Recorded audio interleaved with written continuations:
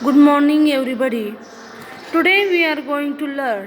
बघा आज आपण काय शिकणार आहोत तर सगळ्यात अगोदर आपण इव्हॅल्युएशन प्लॅन जे आहे ते आपण घेणार आहोत आज. कारण का बऱ्याचदा आपण नॉव्हेल्स अभ्यासतो, आपण प्रोज अभ्यासतो, आपण पोएम्स घेतो, पण बऱ्याचदा आपल्याला जे मार्काचं जे डिव्हिजन आहे ते आपल्याला माहीत पाहिजे, जेणेकरून आपल्याला त्याच्यामध्ये जास्तीत जास्त स्कोरिंग करता येईल आणि अशाद्वारे इथं आपण स्कोरिंग करू शकतो. आता बघा पहिला क्वेश्चन जो आहे सो टोटल आपला रिटर्न क्वेश्चन पेपर असतो 80 मार्काचा आणि ओरल टेस्ट असते. रिटर्न एक्झामिनेशन 80 मार्क आणि ओरल टेस्ट 20 मार्क्स, 20 मार्काची ओरल असते आणि 100 मार्काचा असा एक मिळून पेपर असतो. बघा क्वेश्चन नंबर 1 ॲक्टिव्हिटी असते आणि ॲक्टिव्हिटी किती मार्कासाठी असते? 12 मार्कासाठी असते. So 6 activities based on textual seen extract and read the passage and complete the following activities. तर जो पॅसेज असतो तो वाचायचा असतो, रीड कम्प्लीट ॲक्टिव्हिटीज आणि सांगितलेल्या ह्याच्यानुसार आपण कृती करतो. बघा एक्झाम्पल त्याच्यामध्ये 6 ॲक्टिव्हिटीज दिल्या जातात आणि त्या किती शब्दामध्ये 2275 to 300 word from selection as a section 1 of the text book you can write down.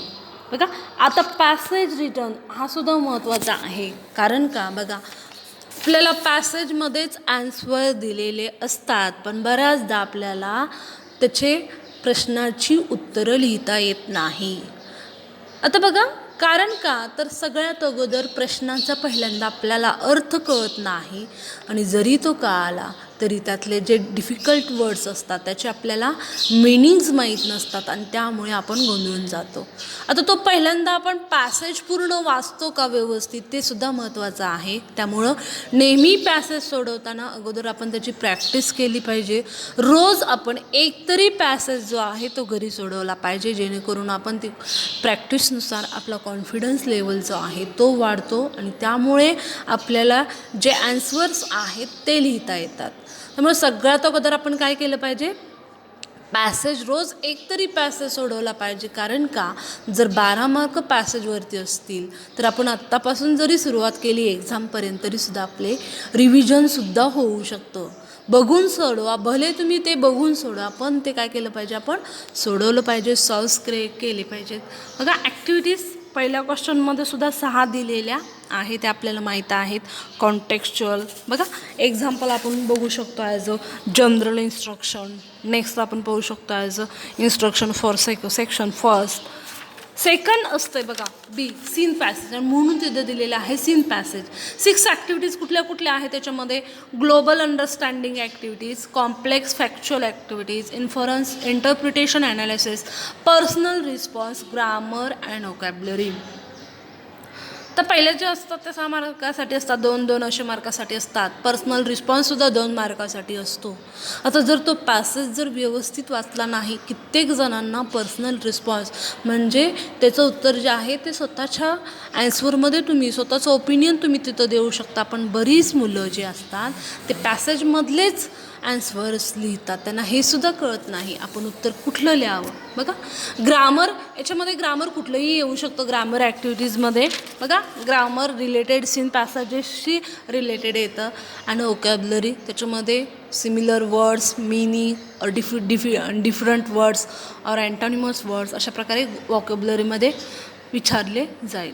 हा नंबर झाला question number 1A 12 marks.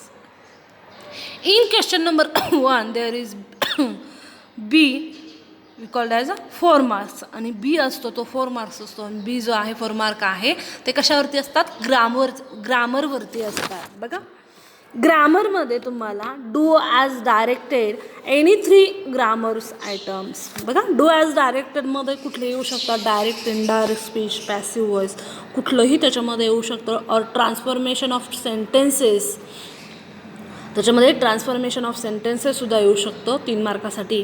Spot the error in a sentences, चुकीचं एखादं वाक्य दिले असेल, चूक दिली असेल तर ते स्पॉट द एरर्स करायचे आणि बरोबर वाक्य तुम्ही लिहू शकता.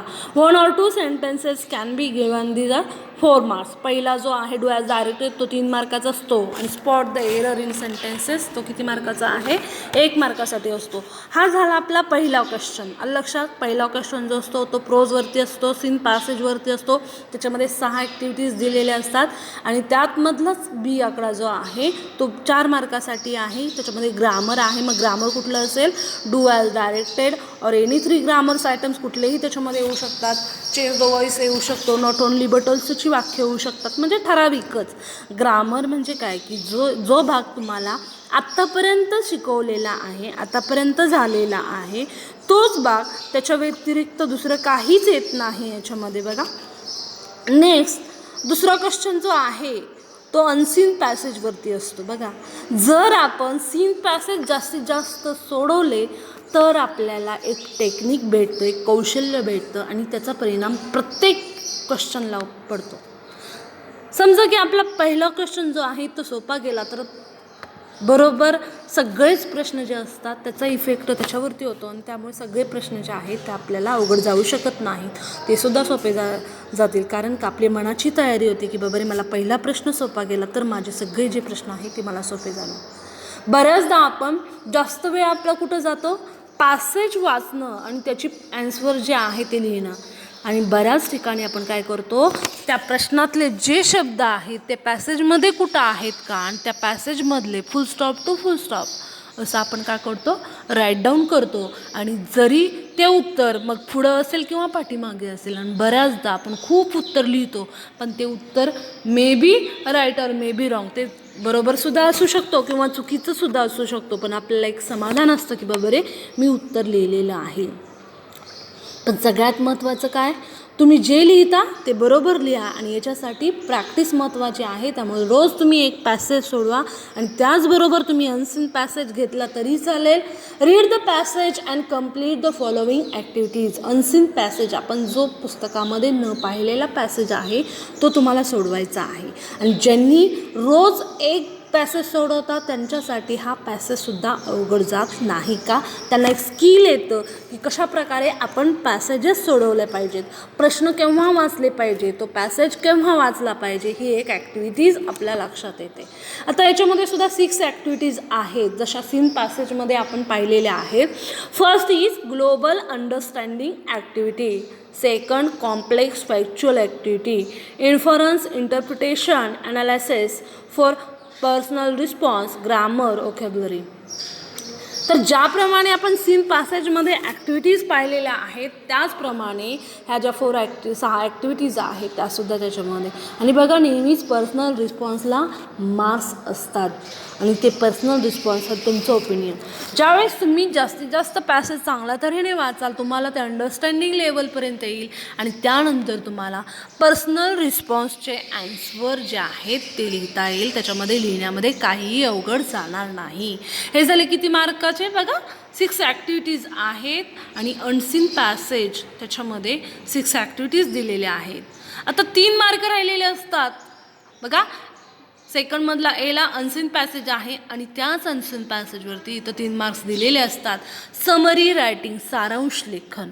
बघा एक्झाम्पल आपण एक एक्झाम्पल सांगते तुम्हाला की ज्यावेळेस आपण एखादी मूव्ही बघतो ती मूव्ही किती तासाची असते 3 तासाची असते, पण तो आपण समराईज करतो एखादी स्टोरी सांगतो तर ती आपण फक्त 5 मिनटामध्ये सांगू शकतो. त्याचप्रमाणे अनसीन पॅसेज जी समरी आहे सारांश आहे तो लिहायचा आहे, तो 3 मार्कासाठी आहे.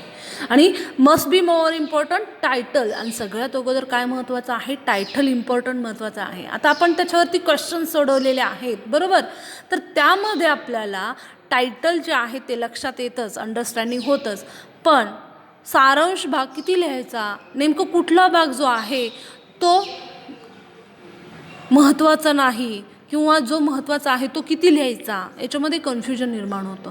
मग जी रिपिटेशनची वाक्य आहेत सेंटेन्से आहेत ते नेहमी लिहायचे नाहीत किंवा पुनरावृत्ती आहे किंवा जे महत्त्वाचे सेंटेन्सेस नाहीत, जो महत्त्वाचा भाग आहे important theme of the passage आपण म्हणू शकतो, central theme of the passage ते महत्त्वाचे लिहिले. रिपिटेशन टाळा त्याच्यामध्ये समरी लिहिताना. हा झाला question number 2 B as a 3 marks. Question number 2 बघा C as 3 marks mind mapping. आता माइंड मॅपिंग जे आहे ते ट्री डायग्रामचीच संकल्पना आहे. We develop mind mapping frame design using your ideas thoughts concepts to illustrate develop on the given topic. So, in this second also we see B summary. Write the summary of the extract and with suitable with the help of given points and hints. खाली points सुद्धा दिलेले असतात, hints सुद्धा दिलेले असते आणि त्यानुसार आपल्याला ती समरी लिहायची असते. त्याचप्रमाणे जो सी आकडा आहे 3 मार्कासाठी माइंड मॅपिंग, अगोदर आपल्याला माइंड मॅपिंग, कारण का बऱ्याचदा बघा मुलं काय करतात, पहिल्या ह्याचे एन्सिन पॅसेजचे क्वेश्चन्स लिहितात पण सेकंड जे आहे समरी लिहित नाहीत किंवा माइंड मॅपिंग लिहित नाहीत. तर असं करू नका विद्यार्थ्यांनो, स्टुडंट्स मित्रांनो, कारण का तर बऱ्याचदा त्याचा इफेक्ट आपल्या मार्क्सवरती होतो. तुम्ही जरी थोडी समरी लिहिली तरी त्याला मार्क्स मिळून जातात. किंवा माइंड मॅपिंग जी ही संकल्पना आहे तर ती काय करते, डेव्हलप माइंड मॅपिंग, आपली जी माइंड मॅपिंग आहे ती डेव्हलप करते. Frame design using your on ideas thoughts, आपण आपले आयडियाज, आपण जे थॉट्स आहेत, आपले विचार आहे, कॉन्सेप्ट्स आहे, to illustrate and develop on the given topic, आणि जे डेव्हलप करू शकतो, जो टॉपिक दिलेला आहे त्याच्यावरती आपली माइंड जे आहे ते डेव्हलप करू शकतो, आपण इलस्ट्रेट करू शकतो. आणि माइंड मॅपिंगमध्ये बरेच मुलांनी पॅसेजमध्ये लिहायचा नाही, तो डायग्राममध्ये लिहायचा आहे. हे तुम्ही अभ्यासलाच आहात. सेक्शन सेकंड, आता हे फर्स्ट झालं सेक्शन. फर्स्ट सेक्शनमध्ये आपण पाहिलेलं आहे बघा, अजून एकदा पाहूया. Seen passage, then grammar activity 4 marks 12 marks, unseen passage, then summary writing and mind mapping. Section second is on the poetry. Okay, so third question A, poem 10 marks. तर तिसरा क्वेश्चन असतो त्यातला ए आकडा जो असतो तो पोएम्सवरती असते आणि ती पोएम किती मार्कासाठी असते, 10 मार्कासाठी असते. Read the extract and complete the following activities. आता बघा एक्झाम्पल बघा, 10 मार्कासाठी पोएम आहे, तर जसं आपण पॅसेजमध्ये सांगू शकतो त्याचप्रमाणे आपण पोएमचंसुद्धा सांगू शकतो. ज्याप्रमाणे एक्झाम्पल आपण जास्तीत जास्त पॅसेज सोडवल्या, पोएम सोडवल्या, त्यानुसारच आपल्यालासुद्धा जर आपण पोएम सोडवल्या तर त्याचा फायदा हा आपला एक्झामिनेशनला होतो. कारण का आपण डायरेक्ट एक्झामिनेशनमध्ये तर आपल्याला त्या ठराविक वेळेत आपल्याला पूर्ण पेपर कंप्लीट करायचा असतो आणि त्यामुळे जर आपला पेपर आपल्याला कंप्लीट करायचा असेल वेळेत तर आपण त्या ॲक्टिव्हिटीचा सुद्धा आपल्याला फायदा असला पाहिजे आणि त्यासाठी आपण ज्या पोएम्स आहेत त्या वाचल्या पाहिजेत. त्याचे answer write down in your own words. तुम्ही तुमच्या या शब्दातसुद्धा लिहू शकता, तुम्ही बघून पोएम सोडवू शकता. बघा third question A, read the extract and complete the following activities 10 marks. So that is the also, आता जी पोएम आहे ती वाचायची आहे, ती 10 मार्कासाठी आहे. त्याच्यामध्ये सुद्धा seen poems, 5 activities, global understanding activities. आपल्याला त्याच्यातून काय समजलं, अंडरस्टँडिंग, इन्फरन्स, इंटरप्रिटेशन, ॲनालायसिस. आपलं इंटरप्रिटेशन महत्त्वाचं आहे, इन्फरन्स महत्त्वाचं आहे, ॲनालायसिस महत्त्वाचं आहे. 3 personal response, poetic devices, we called as a poetic devices, climax, antithesis, alliteration, which poetic devices is used the poet in this poem. And last one is creativity, compose 2-4 lines. Creativity, you write down in your own words. For example, you write down in your about your friends in creativity. तुम्ही स्वतःच्या याच्यामध्ये तुमच्या फ्रेंड्सबद्दल क्रिएटिव्हिटीमध्ये लिहू शकता. Example मी तुम्हाला सांगते बघा, अशा प्रकारे तुम्हाला पोएम जी असते ती सीन 10 मार्काची आहे. Question number 3, appreciation of the poem. The appreciation of the poem 4 marks. Read the extract. बघा सगळ्यात सोपा जो भाग आहे ॲप्रिसिएशन ऑफ द पोएम. आता आपण बऱ्याचदा म्हणतो आपल्याला किती पोएम्स आहेत आता एक्झामिनेशनला, तर 6 पोएम्स एक्झामिनेशनला. अगोदर किती होत्या, 8 होत्या, त्यातल्या 6 घेण्यात आलेल्या आहेत. तर आपल्याला पहिल्यांदा कुठल्या 6 पोएम्स आहेत त्या पहा आणि त्यानुसार आपण 4 मार्क्स तिथं भेटू शकतो आपल्याला. कशा प्रकारे, तर याच्यामध्ये सुद्धा टेक्निक आहे. तिथं पोएम तर ऑलरेडी दिलेली असते, फक्त आपल्याला त्या पोएमचं अप्रिसिएशन लिहिताना आपल्याला टायटल माहीत आहे, बरोबर. टायटल तिथं दिलेलं असतं, पोएटचं नावसुद्धा दिलेलं असतं, फक्त theme, figure of speech and your on opinion about the poem हे जरी केलं तर तुम्हाला ॲप्रिसिएशनमध्ये मार्क्स पडतात. And rhyming scheme, rhyming words is different from rhyming scheme. Rhyming word जे आहे ते डिफरंट आहे, वेगळं आहे कशापेक्षा, रायमिंग स्कीमपेक्षा. तर हे सेकंड आपण ह्याच्यामध्ये पाहू शकतो. बघा ॲप्रिसिएशनमध्ये काय काय पाहू शकतो आपण. ॲप्रिसिएशनमध्ये आपल्याला ती पोएम तर दिलेलीच असते, त्याचबरोबर तिथं टायटल शीर्षक जे आहे ते दिलेलं आहे. So the poem is, the title of the poem is dash. आपल्याला जी टायटल घालायचं आहे ते आपण घालू शकतो. सेंटेन्समध्ये लिहायचं आहे, पॉईंट्सनुसार लिहायचं आहे. आणि पॅसेज म्हणजे पॉईंट्स दिलेले असतात त्यामध्ये आपण काय करायचे आहेत, पॅसेज तयार करायचे आहे. आणि ते पॅसेज तयार करताना आपण त्या पॉईंट्सचा सुद्धा विचार केला पाहिजे आणि त्या पॉईंटनुसार ते आपण पॅसेज तयार करताना लिहिलं पाहिजे. So the title of the poem is dash and the poem is written by dash. And the theme of the poem आपल्याला शॉर्टमध्ये लिहिता येतं बघा. The theme of the poem, त्यात सेंट्रल थीम काय आहे, a message which the poet wants to message for readers. म्हणजे पोएटची इच्छा असते की जो मेसेज आहे तो रीडर्सपर्यंत जावा, रीडर्सना तो ऐकावा. And last one is as we called as your opinion, personal response, poetic devices which is used in this poem. So we see appreciation of the poem. Third P, so see next at about 10 to 50 lines for marks. Extract, complete the following activities.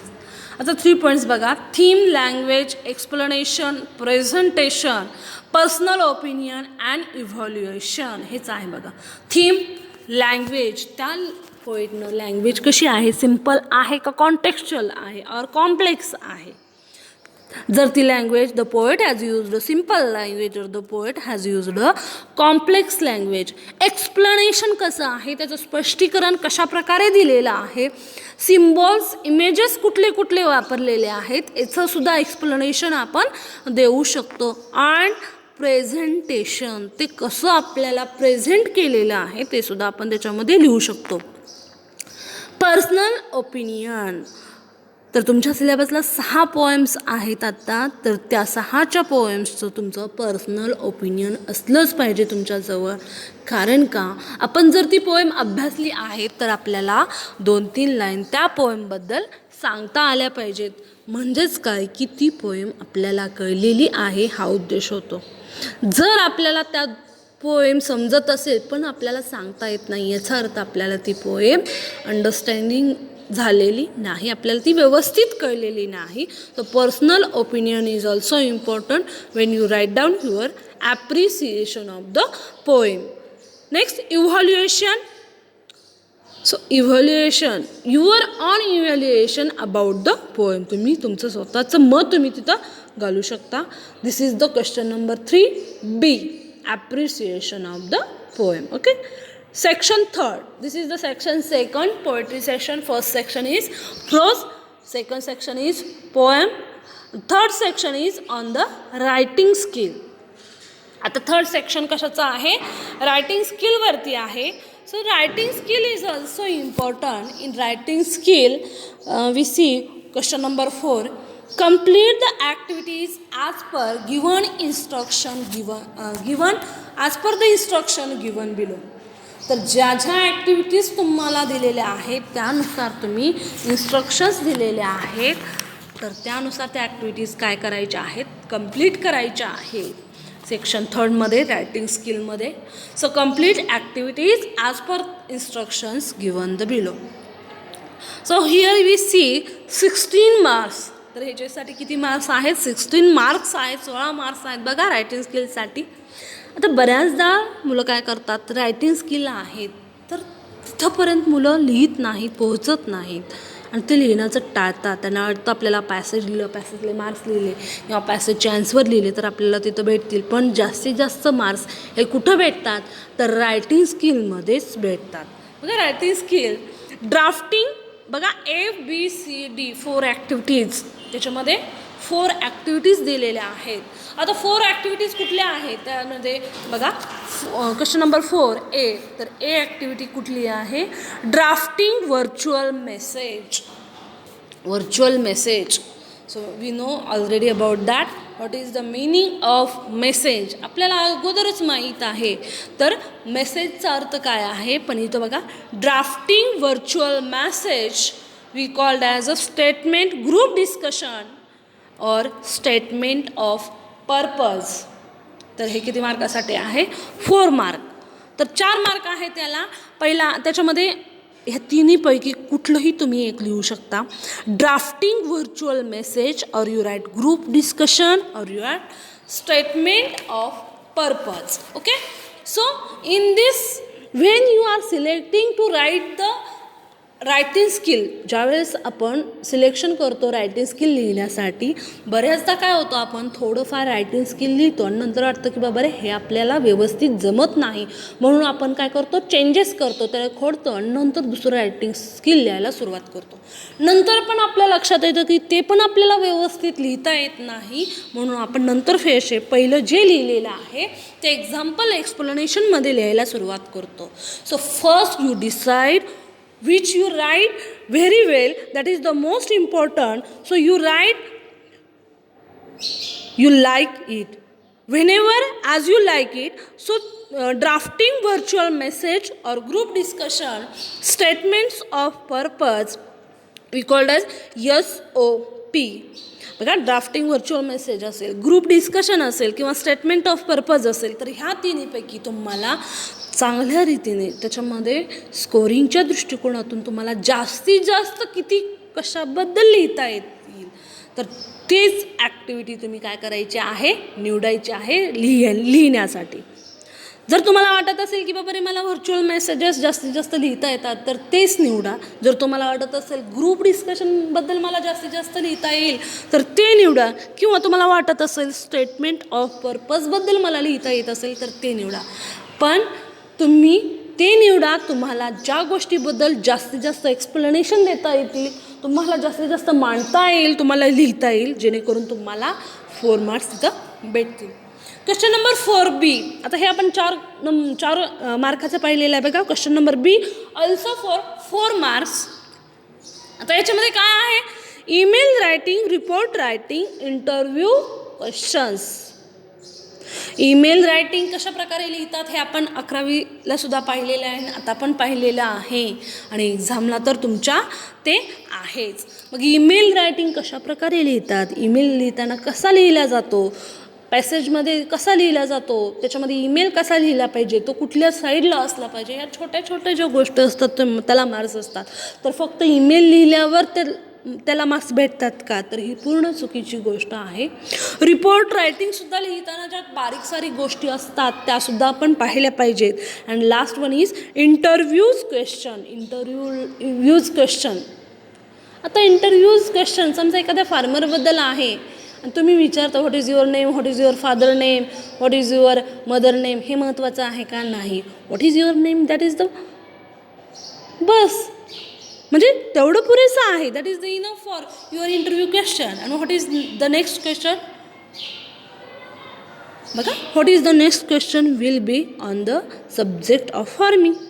So email writing, report writing, interview questions, तर ह्या बाबतीतसुद्धा आपण तेच एक decision घेऊ शकतो, त्याच प्रकारे डिसिजन घेऊ शकतो ज्याप्रमाणे आपण एक्झाम्पल्स पाहिलेले आहेत. बघा, ज्याप्रमाणे आपण एक्झाम्पल्स पाहिलेले आहेत की कशाप्रकारे आपण कुठल्या ह्याच्या ईमेल जास्तीत जास्त लिहू शकतो, ईमेल रायटिंगमध्ये जास्त लिहिता येईल, आपल्याला रिपोर्ट रायटिंगमध्ये जास्तीत जास्त लिहिता येईल, काय इंटरव्ह्यू क्वेश्चन्समध्ये आपल्याला जास्तीत जास्त लिहिता येईल, त्यानुसार तो तुम्ही क्वेश्चन चूज करायचा आहे आणि तुम्ही लिहायचा आहे. Question number 4C also 4 marks. Speech writing, comparing and expansion of ideas. बघा, speech writing, you write down also speech in your writing. Comparing, expansion of ideas, this also 4 marks. In this case also will the same happening. ह्याच्यामध्ये सुद्धा same आहे बघा. Speech writing असेल, कंपेअरिंग असेल किंवा expansion of ideas असतील, तर त्याच्यापैकी तुम्हाला कुठलं जास्तीत जास्त लिहिता येईल तर त्याबद्दलच लिहा. मग या ज्या ॲक्टिव्हिटीज आहेत त्या पहिल्यांदा आपल्याला माहीत आहे, कशाला काय ऑर आहे ते आपल्याला पहिल्यांदा कळलं पाहिजे. बऱ्याच स्टुडंट्सना ते कळत नाही की त्याला ऑर दिलेला आहे, म्हणजे पहिल्यांदा you first read the questions carefully. पहिल्यांदा तुम्ही जे क्वेश्चन्स वाचता ते केअरफुली, काळजीपूर्वक प्रत्येक क्वेश्चन जो आहे तो वाचला पाहिजे आणि नंतरच ते प्रश्न सॉल्व केले पाहिजेत. बऱ्याचदा आपण एकाला एक क्वेश्चन और असतो तो सोडून टाकतो. भले त्याला मार्क्स नाहीत पण तुमचा तिथं वेळ जातो. त्यामुळं you first read questions carefully and then you solve the questions of the answer. So question 4 marks, speech writing, comparing and expansions of ideas. Question number 4D for 4 marks. There is also blog writing, film review or appeal writing. Blog writing, film review, appeal writing. So when you write very well to film review, then you write film review. When you want to write appeal writing or you want to write blog writing, then you write blog writing or appeal writing. ह्याच्यामध्ये सुद्धा तेच करा. पण जे तुम्ही लिहिता ते कॉन्फिडन्सने लिहा की मला हे लिहिता येईल आणि मी ह्याचा भाग जो आहे तो जास्तीत जास्त मी रेफर करेल, जास्तीत जास्त मला त्याच्यामध्ये लिहिता येईल, इन्स्ट्रक्शन्स देता येईल, इलस्ट्रेशन देता येईल, स्पष्टीकरण देता येईल, तोच भाग तुम्ही त्याच्यामध्ये राईट डाऊन करायचा. बघा, फर्स्ट सेक्शन आपण कशावरती पाहिलेलं आहे? प्रोजवरती पाहिलेलं आहे. सेकंड सेक्शन आपण पोएमवरती पाहिलेलं आहे. थर्ड सेक्शन आपण रायटिंग स्किलवरती पाहिलेलं आहे. आणि रायटिंग स्किलमध्ये सुद्धा त्याच्यामध्ये सुद्धा डिफरंट बघा 16 मार्क्स आहे. त्याच्यामध्ये 4 ॲक्टिव्हिटीज आहेत. फर्स्टमध्ये drafting virtual message, group discussion, statements of purpose. Second B 4 marks, email writing, report writing, interview questions. And question number 4C 4 marks, speech writing, comparing, expansions of ideas. Question number 4D 4 marks, blog writing, film review and appeal writing. Section number 4 literary genre novel. बघा, प्रोजमध्ये आपल्याला passage दिला जातो, पोएममध्ये poem दिली जाते, पण नॉव्हेलमध्ये literary जर्नलमध्ये नॉव्हेलचे passage किंवा novel दिली जाते का? तर नाही. So section 4 is also important. Why there are 16 marks. बघा, का महत्त्वाचे आहे? तर तिथं 16 मार्क्स तुम्हाला त्या नॉव्हेलला दिले जातात, जिथं नॉव्हेलचं एक्सप्लेनेशन किंवा नॉव्हेल तिथं दिली जाते का? तर नाही. आता बघा कशा प्रकारे त्या 16 मार्काचं डिव्हिजन आहे. Question number 5A 4 complete the following activities given below as the instructions. 4 मार्क्सच्या आहेत. ते खाली दिलेल्या ॲक्टिव्हिटीजनुसार, इन्स्ट्रक्शननुसार ती ॲक्टिव्हिटीज काय करायची आहे? पूर्ण करायची आहे. त्याला 4 मार्क्स आहेत. सेकंड ॲक्टिव्हिटीज आहे history of English novel, history of English novel A1 A2, history of English novel, history of English novel. So MCQ match the column. Section first 4.1 fill in the blanks. कशा प्रकारे येतो बघा, chronological order पण येईल, match the columns येईल, fill in the blanks येईल, true false elements of the novel. In the novel what is the important? Writers and their work. तर नॉव्हेलमध्ये सगळ्यात महत्त्वाचं काय आहे? जे रायटर आहेत, लेखक आहेत आणि त्याचे वर्क आहेत, त्यांनी लिहिलेल्या ज्या नॉवेल आहेत त्या महत्त्वाच्या आहेत. बघा, ज्या नॉवेल लिहिलेल्या आहेत त्या महत्त्वाच्या आहेत. For example we called as John Bunyan write is as a pilgrim's progress और Daniel Defoe, Henry Shelley, Charlotte Bronte और Pamela Robinson Crusoe. So that is the most important writer which write true or false elements of novel. Which are the elements of the novels? We know already about that. In the previous year, we have already studied the elements of drama. Okay?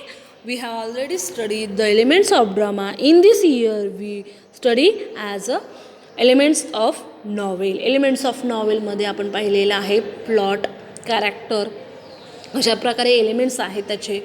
मग सेटिंगसुद्धा महत्त्वाचं आहे, character महत्त्वाचे आहे, त्याचे arrangements आहे ते महत्त्वाचे आहे.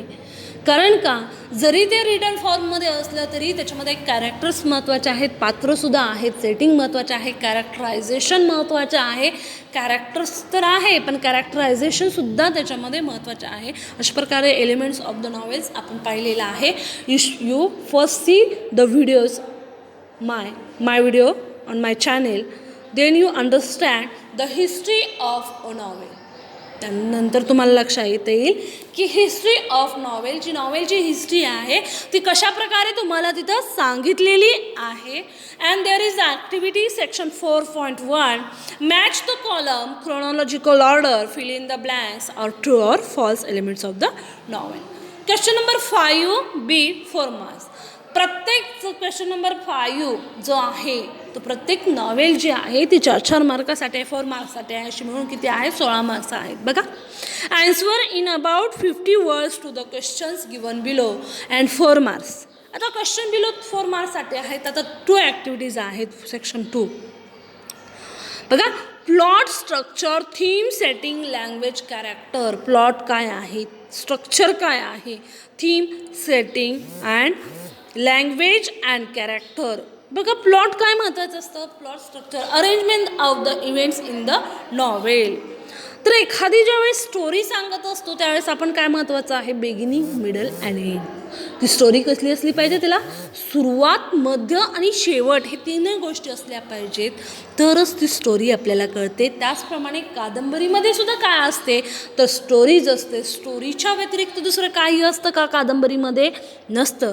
त्यामुळं प्लॉटसुद्धा महत्त्वाचा आहे, स्ट्रक्चर महत्त्वाचं आहे, कशाप्रकारे त्याचं स्ट्रक्चर असावं, लाईन्स महत्त्वाच्या आहेत, थीम महत्त्वाची आहे. बघा, कुठलाही पिक्चर किंवा मूवी असेल किंवा कुठलंही वर्क असेल, प्रोज असेल, पोएम असेल किंवा नॉव्हेल असेल, तर त्यामध्ये त्या रायटरला एक संदेश द्यायचा असतो, तो थीमद्वारे देतो. A message to for a readers, that is the most important. So the central theme of the novel is also important.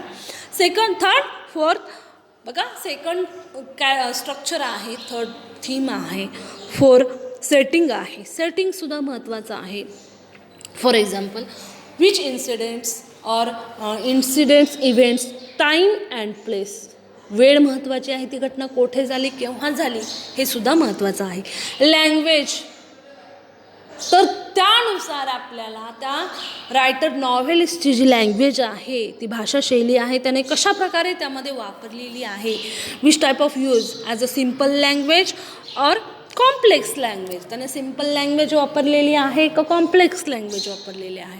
And characters, जर देर आर मायनर कॅरेक्टर्स और मेजर कॅरेक्टर्स और example or examination, on your examination there will be question on the characterisation. कुठल्याही कॅरेक्टरवरती note तुम्हाला लिहायला येईल. त्यामुळं प्रत्येक character आपल्याला मेजर असेल, मायनर असेल, ते मेजर आहे का मायनर आहे हे सुद्धा माहीत असावं. क्वेश्चन नंबर बी, बघा, क्वेश्चन नंबर 5 मधलं B1, describe, explain, compare, contrast, name, discuss. कशा प्रकारे त्याचं केलं पाहिजे, त्याचं डिस्क्राईब केलं पाहिजे, वर्णन केलं पाहिजे, त्याचं एक्सप्लेन स्पष्टीकरण केलं पाहिजे. कधीही आपण लिहिताना पहिल्यांदा वर्णन करा, त्याचं स्पष्टीकरण करा, कम्पेअर करा, कम्पॅरिझन करा. जसं आपण घरी कम्पॅरिझन करतो, मला तेवढं दिलं, मला एवढं दिलं, त्याप्रमाणेच तुम्ही कम्पॅरिझन करू शकता. कॉन्ट्रास्ट, त्याच्यामध्ये विरोध काय आहे ते घेऊ शकता. नेम, नाव लिहू शकता. आणि 5th, डिस्कस करू शकता. तर त्याच्यामध्ये डिस्कस करू शकता. B second, illustrate, interpret as a, बघा, बी फर्स्ट म्हणजे प्लॉट, म्हणजे plot. So describe, explain, compare, contrast, name, discuss, illustrate, interpret, narrate, justify, find and identified. Question number 5C. Okay, question number 5C on the 4 marks. Answer in about 50 words to the questions given below and 4 marks. बघा, 4 marks त्याच्यासाठी सुद्धा आहे. Activity 2, plot, structure, theme, setting, language, character. Describe, explain, compare, contrast, name, discuss. That is also same. Same situation म्हणजे ज्या चारही novel आहेत त्या महत्त्वाच्या आहेत आणि चारही नॉवेलपैकी अशा प्रकारचेच क्वेश्चन्स येणार आहेत. त्यामुळे प्लॉट म्हणजे काय, स्ट्रक्चर काय आहे, त्याची थीम काय आहे, त्याचं सेटिंग काय आहे आणि त्याचं कॅरेक्टरायझेशन कसं आहे हे महत्त्वाचं आहे. आणि best of luck for your examination, best of luck. बघा सगळ्यात महत्त्वाची सूचना दिलेली आहे. तर 16 मार्काची जी नॉवेल आहे आपण त्याच्याकडंच दुर्लक्ष करतो. आपल्याला नॉवेल का कळत नाही, कारण का तर त्याची जी नावं असतात ती एकतर अवघड असतात, बरोबर. एक्सप्लेनेशन आहे ते अवघड असतं, पण नॉव्हेलमध्ये अवघड काही नाही. आपल्याला ती पूर्ण स्टोरी कळली, त्याचं कॅरेक्टरायझेशन कळलं, प्लॉट कळलं किंवा कथानक कळलं तर आपल्याला ती नॉव्हेल समजण्यासाठी काय होईल, सोपी जाईल. त्यामुळे पहिल्यांदा आपल्याला काय कळलं पाहिजे, त्या पोएटनं त्या नॉव्हेलमध्ये कुठलं प्लॉट वापरलेलं आहे, कॅरेक्टरायझेशन कशा प्रकारे घेतलेलं आहे. तर नॉव्हेलच्या ज्या आहेत तुम्ही स्वतःच्या ह्याच्यामध्ये नोट्स काढू शकता. आत्ताच तुम्हाला वेळ आहे की तुम्ही नॉव्हेलच्या ज्या नोट्स आहेत त्या काढू शकता. शॉर्टमध्ये तुम्ही काढू शकता प्लॉट आणि स्ट्रक्चर, कारण काय एक्झामिनेशनला त्या जाताना तुम्ही त्या वाचून तुमच्या एक्झामिनेशनला चांगली प्रेफर देऊ शकता. बघ लक्षात घ्या, नेहमी सुरुवात ही आतापासून करा, नाहीतर मी उद्या करतो नंतर करतो याच्यावरती ढकलू नका. कारण का बऱ्याचदा आपल्याला इंग्लिशचा जो स्टडी आहे नेमकं काय करावं, नेमकं काय वाचावं हे आपल्याला कळत नाही. तर हे कळण्यासाठी आपण ह्या ज्या गोष्टी आहेत सगळ्यात अगोदर आपण क्वेश्चन पेपर फॉर्मॅट समोर ठेवला पाहिजे आणि नंतरच स्टडी केला पाहिजे. So the next lecture will be oral exam. आता नेक्स्ट लेक्चर असेल ते माझं ओरल एक्झामवरती असेल. तुम्हाला ओरल एक्झाम कशा प्रकारे फेस करावे लागेल, त्याच्यामध्ये कसल्या प्रकारचे क्वेश्चन्स असू शकतात हे एक्सप्लेनेशन म्हणजे थोडक्यात एक डायग्राम तुम्हाला देते, जेणेकरून तुमच्या लक्षात येईल की आपल्याला काय नेमकं करावं. बऱ्याचदा होतं ओरलला मॅडम काय विचारणार, तर ह्याच्यासाठी तुम्ही हा व्हिडिओ पहा, ह्याला सबस्क्राईब करा, म्हणजे तुम्हाला पुढच्या लेक्चरच्या नोटिफिकेशन भेटत राहील. अजून कुणाचे जर अडीअडचणी असतील तर तुम्ही त्याच्यावरती मेसेज करू शकता. सबस्क्राईबवरती तुम्ही नोटिफिकेशन देऊ शकता की अशा प्रकारे मला हा भाग कळत नाही मॅडम, समजावून सांगा. ओके. पहिल्यांदा सगळ्यात अगोदर मार्काचं डिव्हिजन, कुठल्या पॅसेजला किती मार्क, कुठल्या रायटिंग स्किलला किती मार्क, 4 मार्क तर आहे, पण कुठलं रायटिंग स्किल मला बेटर करता येईल मी आत्ताच करणार. आणि रायटिंग स्किल जे आहे ते तुम्ही आत्ताच करून ठेवा. बरेच रायटिंग स्किल जे आहे ते लेक्चरमध्ये संपलेलं आहे, पण तरीसुद्धा मी इथं हायलायटेड केलेलं आहे. का बऱ्याच मुलांना कळत नाही की पॅसेज लिहिला त्यांना असं वाटतं की पॅसेज सायन्सवर लिहिलं आहे, बरोबर आहे, पण बऱ्याचदा जरी तुम्ही ते पॅसेजमध्ये लिहित असेल, पूर्ण पॅसेज लिहिला असेल तर ते ॲन्सर बरोबरच असेल, तर हे नाही. म्हणून जे रायटिंग स्किल आहेत ते महत्त्वाचे आहेत. रायटिंग स्किलमधले drafting message, views, email writing, report writing, that is also important for your examination. I hope you have understood very well. बघा I hope you have understood very well this lecture. बघा अजून एकदा आपण highlighted करूया. Question number 1 A 12 marks prose seen passage. Okay, रोज एक seen passage आपण रोज करायचा, रोज एक सीन पॅसेज करणार, त्याच्यामध्ये 12 मार्क्स आहेत. क्वेश्चन नंबर 1 मधला बी आकडा जो आहे 4 मार्क्ससाठी आहे, तो ग्रामरवरती असेल. Do as are directed and spot the error in sentences. बघा बऱ्याचदा आपण ग्रामरवरती जास्त भर देतो आणि त्या दृष्टिकोनातून A and the article, direct indirect speech, change the voice हे जे आहेत तर छोटे छोटे not only but also as soon as वाक्य, अशा प्रकारे वाक्य केल्यानंतर ग्रामरमध्ये त्याचा इफेक्ट होतो.